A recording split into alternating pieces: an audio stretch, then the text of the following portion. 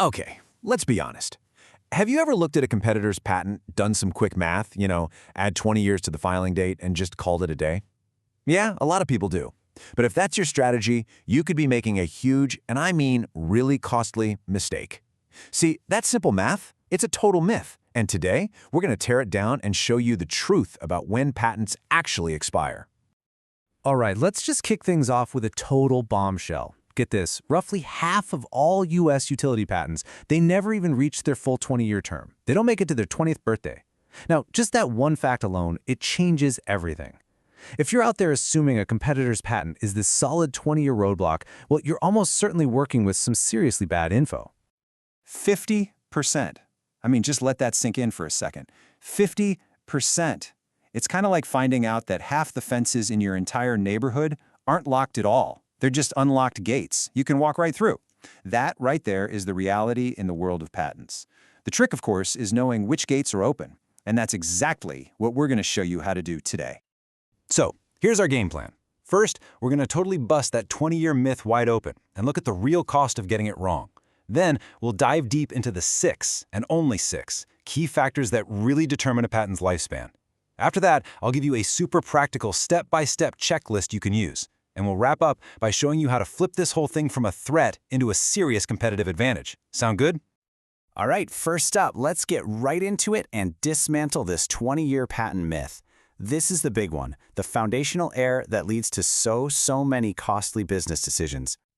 So you might be wondering, where does this myth even come from? Well, technically, it's not totally wrong. A patent's term does start at 20 years from its filing date. But here's the catch. That's just the starting point. Think of it like the sticker price on a car. It's a number, sure, but it's rarely what you actually end up paying.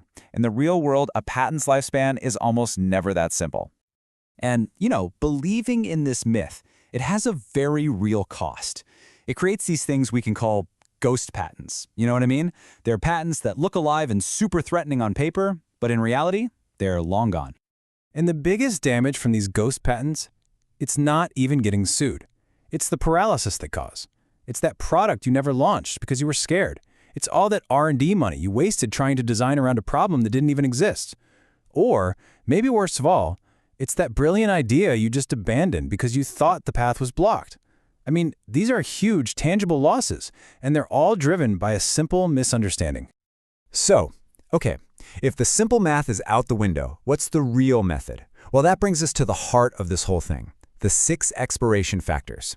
These are the 6 things you absolutely positively have to check to find out what's really going on. All right, factor number 1, and it's the most common reason patents die early by a long shot. What is it? Money. It all comes down to money. See, unlike a copyright, a U.S. patent isn't a set-it-and-forget-it kind of deal. You have to keep it alive. The owner has to keep paying these maintenance fees to the U.S. Patent and Trademark Office, the USPTO. If they stop paying, the patent expires. It's literally that simple. And when you look at the numbers, you can see exactly why so many get abandoned. Just look at how these fees jump up. That final payment is over $8,000. So at each one of these checkpoints, the patent owner has to sit down and ask a really tough question. Is this thing still worth the money? And for a whole lot of them, especially if the technology didn't take off like they'd hoped, the answer is a very clear nope. This timeline here really lays it out. These are the critical decision points. A patent can die as early as 4 years in if that first payment is missed.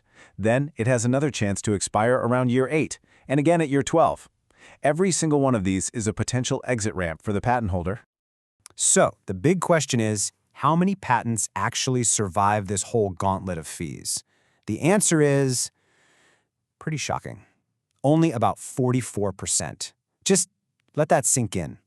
That means the majority of patents, 56% of them, are already dead and gone before they even reach their 12th birthday.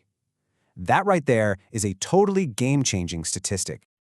Okay, now for factor number 2. And this one's interesting because it works in the complete opposite direction. While those fees can shorten a patent's life, believe it or not, bureaucratic delays can actually make it longer. Yeah, you heard that right. The patent office will sometimes add extra time to the end of a patent's term to make up for how slow they were during the review process. So these extensions basically come in two main flavors. On one hand, you've got patent term adjustment, or PTA. This one is super common. More than 60% of patents get some extra time tacked on because of patent office delays. Then, on the other hand, you have patent term extension, or PTE. Now this one is much rarer. It's mostly for making up for those super long FDA approval delays for things like new medicines. So what's the big takeaway here? It's that a patent can absolutely live for more than 20 years. You gotta check. All right, factor number 3 is something called a terminal disclaimer. And the absolute best way to think about this is like a legal leash. It's designed to stop an inventor from gaming the system, like getting one patent and then filing a slightly different version years later just to stretch out their monopoly. The patent office says nope, and they legally tie the expiration date of the new patent to the old one. So, what happens if that first patent expires early for any reason? You guessed it. The new one on the leash dies right along with it. Factor 4 is a really big one.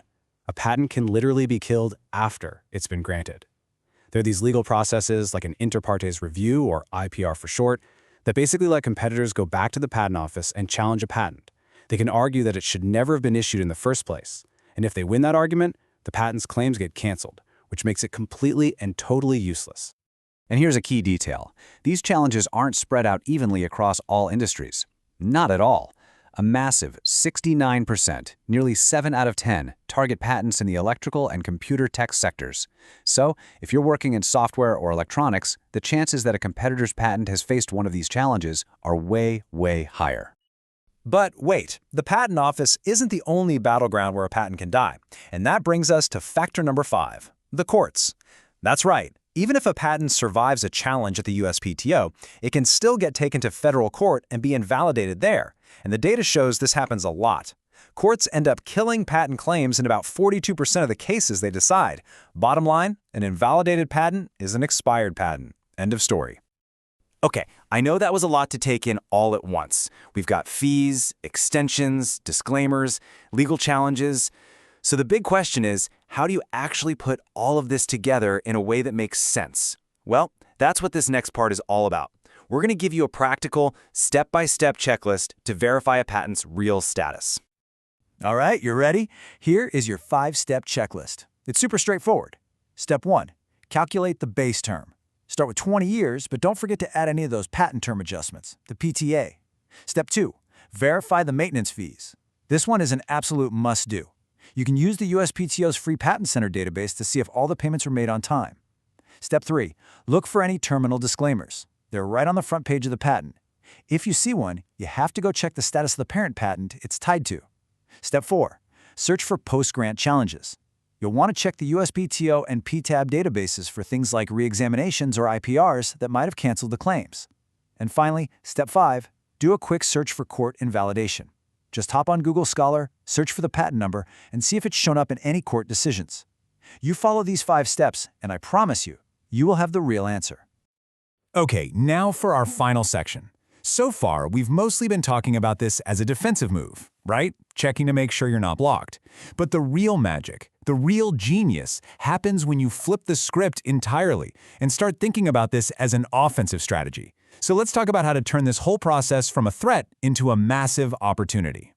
See, this is about so much more than just avoiding lawsuits. It's about actively hunting for opportunities. When you really dig in and analyze a competitor's patent, even one that's still active, you're getting a direct look inside their strategy. It's like they're handing you the blueprint to their thinking. And that blueprint is the perfect launchpad for your own innovation. It highlights all the gaps, all the little places where you can build something better, something different, maybe even something you can patent yourself. So let's just bring it all home. We're throwing out that simple, misleading 20-year math. And in its place, you now have the 6 critical checkpoints. The base term calculation, any extensions or adjustments, those all-important maintenance fees, terminal disclaimers, post-grant proceedings at the patent office, and finally, any court judgments. Truly understanding these 6 factors is the difference between looking at a competitor's patent and seeing a solid brick wall or seeing an open door. And that really leaves us with one final, powerful question. For every single patent you once thought was a barrier, there is a very real chance it's actually an invitation. The technology inside an expired patent, well, it becomes public property. It's free for absolutely anyone to use, to improve on, to build upon. So the real question isn't whether you can do something with it, The real question is, what opportunities are you going to find and what are you going to build?